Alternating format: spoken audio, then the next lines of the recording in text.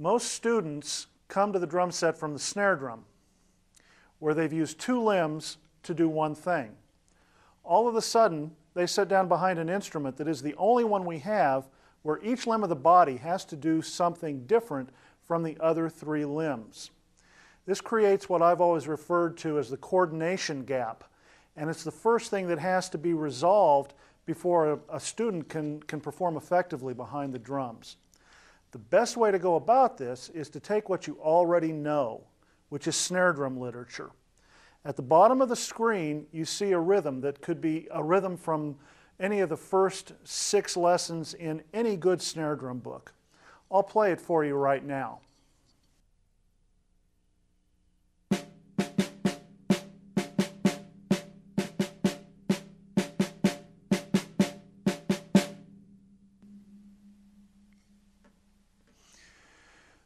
The best way to go about using this pattern is to create a system that I refer to as constants and variables. What we're going to do now is play that pattern in the left hand while the right hand just plays straight quarter notes on the ride cymbal, like this.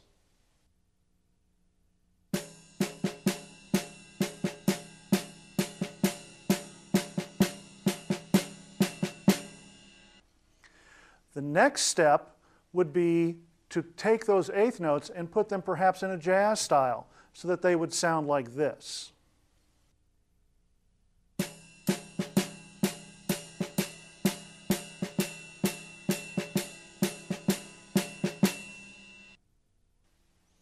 Taking it a step further, you could perhaps make the ride cymbal be a full jazz ride cymbal pattern so that the two limbs, just the two limbs, would be doing this.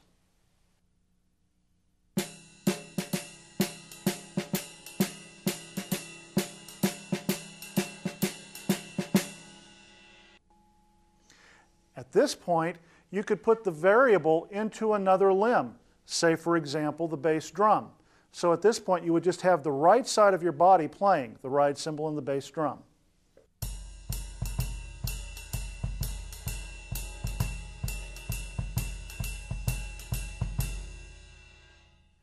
At this point you could take the two limbs you originally had play the constant and variable, the ride cymbal and the snare drum, and put either or both of the feet with them.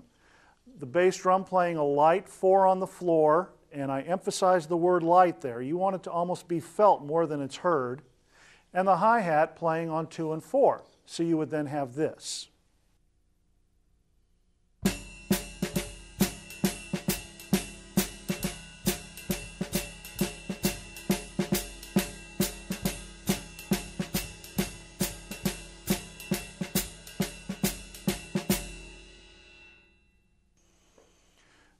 This same pattern could be used effectively to start working on contemporary rock or pop type styles.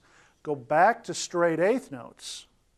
Think of everything that's not on beat 2 or 4 being played in the bass drum, all of the 2s and 4s on the snare, and you could have quarter notes, eighth notes, or 16th notes being played in the cymbal. So the original snare drum pattern, which you're still seeing at the bottom of the screen, put on the drums in that way, would sound like this.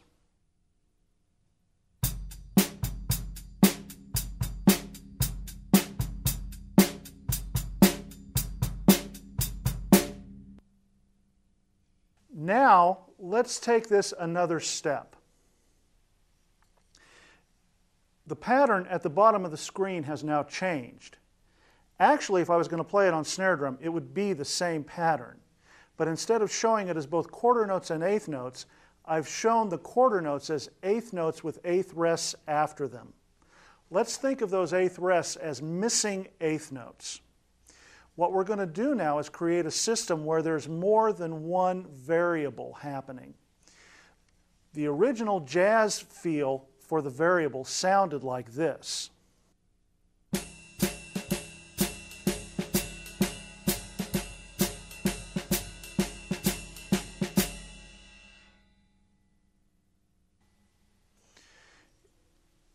I'm going to take the bass drum out in terms of it playing a light 4 on the floor.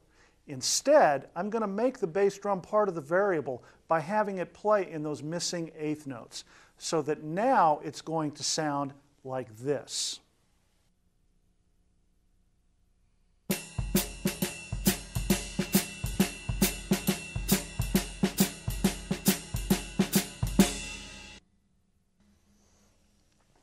I can substitute the hi-hat in the missing eighth.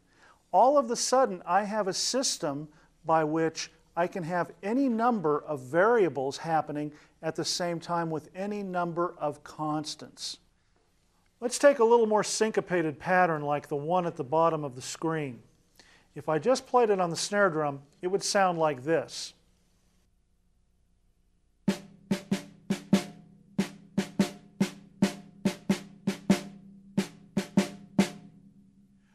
By using the constants and variables approach, I can put that in the snare drum or in the bass drum while I'm playing time with the ride cymbal and hi-hat like this.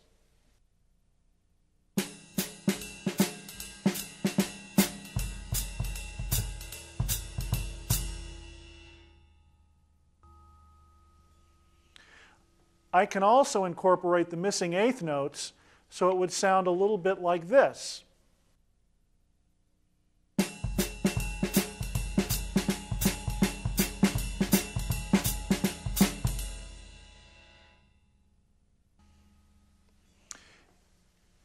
It could apply to a rock pattern that would sound like this.